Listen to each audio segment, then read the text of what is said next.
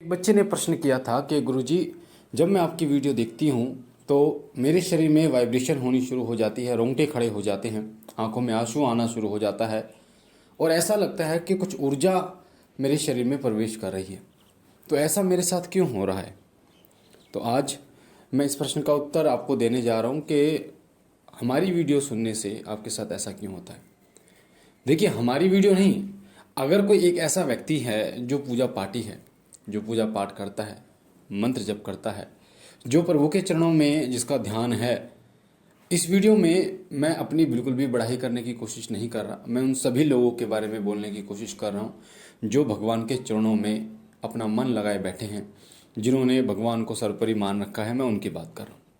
ये तो सिर्फ एक प्रश्न था जो मैंने प्रश्न आपको बताया। जब भी आप ऐसे व्यक्ति की आवाज़ सुनते हो, आवाज़ की बात कर रहा हूँ मैं, जिसने कोई मंत्र काफ़ी जपा हो, जिसने अजपा जाप किया हो या कर रहा हो, तो उसकी वाणी सिद्ध हो जाती है। अगर आप भी मंत्र जप करते रहेंगे, अजपा जप करते रहेंगे चलते फिरते, और या कोई पाठ करते रहेंगे, यानी कि पूजा में इन्वॉल्व आप रहेंगे, तो आपकी ना वाणी एक समय पर आकर सिद्ध हो जाती है। आपकी वाणी में वो तेज आ जाता है कि आपकी वाणी को सुनकर जो सामने वाला व्यक्ति या कोई भी व्यक्ति आपकी वाणी को सुनता है, अगर उसके शरीर के अंदर कोई भी नेगेटिविटी है, कोई भी नकारात्मक ऊर्जा, नकारात्मक विचार भी है, मैं भूत प्रेत की ही केवल बात नहीं कर रहा, बात कर रहा हूं अगर कोई नकारात्मक विचार भी है, अगर कोई ऐसा आपके शरीर में प्रेत बैठा हुआ है जो किसी के घर का पितृ है, तो आपके शरीर में ऐसा होना स्वाभाविक है। पहली बात तो ये। दूसरी बात ये, अगर आपके शरीर के अंदर कोई शक्ति है, पॉजिटिव शक्ति, पॉजिटिव सकारात्मक शक्ति, कोई दूत, कोई या योगिनी है माँ की, तो भी आपके साथ हल्का ऐसा हो सकता है। दोनों केसों में होता है। पर आंखों में आंसू जो आते हैं वो पॉजिटिविटी के कारण आते हैं। जब कोई सकारात्मक शक्ति आपके साथ है, कई बच्चे ऐसा कमेंट कर सकते हैं इस वीडियो को यहाँ तक सुनने के बाद कि गुरुजी हम पहचाने कैसे? आप कह रहे हैं कि नेगेटिविटी भी है तब भी होता है, पॉजिटिविटी है तब भी होता है। जब आपके सिर्फ और सिर्फ वाइब्रेशन हो और कोई आपके शरीर में ऐसा लगे आपको कि ऊर्जा है, प्रवेश करने की कोशिश कर रहा है, तो नेगेटिविटी है। आंखों में आंसू आए, रोंगटे खड़े हों, तो पॉजिटिविटी है। उस समय पर आपके शरीर में कोई ऐसा नहीं लगेगा कि कोई हाजिरी आने वाली है, आपको ऐसा नहीं लगेगा अगर पॉजिटिविटी है। ये बात मैं उन सभी लोगों की कर रहा हूँ जिन लोगों ने मंत्र जप किया है, पाठ किया है। क्योंकि देखिए, मैं भी एक छोटा सा सेवक हूँ बाबा भोलेनाथ का। मैं पूजा करता हूँ। मैं अपना थोड़ा सा रूटीन आपको बता दूँ ताकि आप लोगों को इससे प्रेरणा मिले कि हाँ, एक पूजा पाठी व्यक्ति, एक साधक, एक भक्त जो होता है, उसका जीवन या उसका नियम क्या होता है, ताकि आपको समझ में आए। मैं सुबह उठता हूँ, 5 बजे का अलार्म लगा रखा है। 5 बजे का अलार्म लगा हुआ है। सुबह उठने के बाद नहा धो के सबसे पहला काम होता है पूजा करना। ठीक है, पूजा मेरी लगभग 1.5 या 2 घंटे के लगभग, पौने 2 घंटे के लगभग चलती है। ठीक है, उसमें मैं जो मंत्र पढ़ता हूँ, चालीसा पढ़ता हूँ, वो मैं करता हूँ। अलग अलग चीज़ें हैं जो मैं करता हूँ। जैसे अभी जो बालाजी की सेवा चल रही है, तो अभी मैं हनुमान चालीसा पढ़ता हूँ और मंत्र पढ़ता हूँ बाबा भोलेनाथ का। आरती करते हैं, भोग लगाते हैं और हवन भी करता हूँ। अभी जो चल रहा है उसके हिसाब से बता रहा हूँ। तो उसमें थोड़ा सा 2 घंटे के लगभग लग जाते हैं। शनिवार मंगलवार में हनुमान जी को चोला चढ़ाता हूँ मंगलवार को, और सोमवार को मैं व्रत करता हूँ बाबा भोलेनाथ का। बाकी अजप जाप मैं करता हूँ, यानी चलते फिरते मैं अपना जप करता हूँ। ठीक है, और पिताशिव पिताशिव पिताशिव, जैसे ये पिताशिव मंत्र है, मंत्र का नाम है, इसका जप करता रहता हूँ। आप कुछ भी कर सकते हैं, जैसे ओम नमः शिवाय है, जय श्री राम कर सकते हैं, सीताराम कर सकते हैं, माँ काली कर सकते हैं।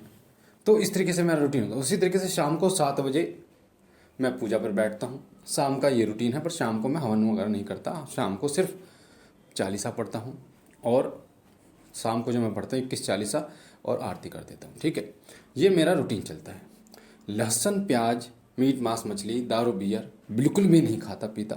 कई हमारे यहाँ के, एक बार मैं गया था अभी बालाजी, तो हम हर महीने जाते हैं अभी। तो एक ने पूछा, मैंने उससे बोला कि होटल पे जाके हम लोगों ने कि भाई कुछ जैसे ढाबे होते हैं कि खाना बना दो, लहसुन प्याज मत डाल। तो वो कह रहा कि भैया आप कैसे रह लेते हो इसके बिना। तो मैंने कहा कि कोई बड़ी बात नहीं है, हज़ारों आइटम है खाने के लिए दुनिया में, कोई ऐसा है कि इन चीज़ों को नहीं खाएंगे तो मर जाएगा इंसान। कहने का मतलब ये है कि आपको कुछ भी प्राप्त होता है उसके लिए कुछ चीज़ें छोड़नी पड़ती हैं, परहेज करना पड़ता है आपको नियम करने पड़ते हैं, तब जाके वो चीज़ आपको प्राप्त होती है। उसके बाद ही आप कुछ किसी लायक बन पाते हैं कि आप किसी को भी कुछ बता पाएँ, किसी को भी, या किसी का इलाज कर पाएँ, किसी के लिए कुछ भी कर पाते हैं। तो सिर्फ और सिर्फ या पूछा दे पाएँ, सवारी किसी को दे पाएँ, शिष्य बना पाएँ, ताकि जब आप नियम करते हैं, परहेज करते हैं और अपनी सेवा को लगातार करते हैं। बालाजी माँ काली का कालका दरबार जो है, माँ का दिल्ली में, शीतला माँ का दरबार, बाबा गोगा जी का दरबार, और बाकी जो और लोगों के जो घूमने की जगह होती हैं वो मसूरी वगैरह पता नहीं कहाँ कहाँ। हमारा जो घूमने की जगह है वो बाबा के ज्योतिर्लिंग है, साथ ही जो दिल्ली में कालका मंदिर है, बाबा मोहनराम का मंदिर है मिलकपुर में, बालाजी दरबार है। तो हम मंदिरों में घूमते हैं क्योंकि उनसे हमें फ़ायदा कई गुना मिलता है। वहाँ से पवित्र शक्तियाँ जो है वो हमारी विनती सुनती हैं, हमारे साथ जुड़ती हैं। और सच्चाई भी, एक आध्यात्मिक व्यक्ति जो है उसको पता चल जाता है कि सच्चाई इस दुनिया की क्या है। हमें पता है कि नश्वर शरीर को जाना है, बार बार जन्म नहीं लेना, परमपिता परमेश्वर के चरणों में ध्यान लगाना। और आपको एक बात और बताऊं, बहुत भक्ति करनी पड़ती है अगर आपको दोबारा इस दुनिया में नहीं आना, उनके प्रभु के चरणों में रहना है, बहुत भक्ति करनी पड़ती है। ये आपको बाद में पता चलता है। बहुत सारी चीज़ें जब आप सुनते समझते हैं, आप घुसते हैं इन चीज़ों में, तब पता चलता है।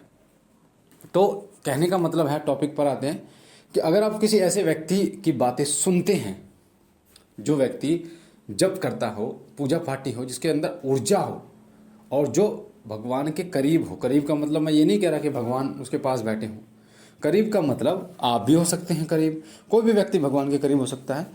वो व्यक्ति जिसकी विनती सुनी जाती है, जिसकी विनती सुनी जाती है। आप बहुत सारे दरबार ऐसे देखते हैं जहाँ पर लोग के संकट करते हैं, क्यों, आप क्यों नहीं लगा लेते? क्योंकि वहाँ पर उनकी विनती सुनी जाती है, कार्य किए जाते हैं। तो भगवान तक पहुँचना है, उनके करीब पहुँचना है, तो नियम करने होते हैं, आपको परहेज करने होते हैं, तब सेवा करनी होती है, तब जाके आप वहाँ तक पहुँचते हैं। तो उस ऊर्जा के कारण ही होता है। ऐसे ही गुरु मंत्र काम करता है। जब एक सही गुरु, सच्चा गुरु अपने शिष्य को गुरु मंत्र देता है, तो आपके मुख से, उस व्यक्ति के मुख से, गुरु के मुख से जब वो ऊर्जा जाती है शिष्य के कानों में, तो वो आपकी कुंडलिनी तक को जागृत करने में सक्षम होती है। तो ये इसलिए होता है। तो मेरे समझाने का जो आपको तात्पर्य यही था कि आप समझ सके। बाकी बाबा भोलेनाथ की कृपा से आप समझ गए होंगे मैं क्या कहना चाहता हूँ, और आपके प्रश्न का उत्तर मैंने आपको बताया। बाकी बाबा भोलेनाथ कृपा करें, आपके परिवार में सुख समृद्धि लेके आए। हम मिलते एक नई जानकारी के साथ, तब तक के लिए ओम नमः शिवाय, ओम नमः शिवाय, ओम नमः शिवाय।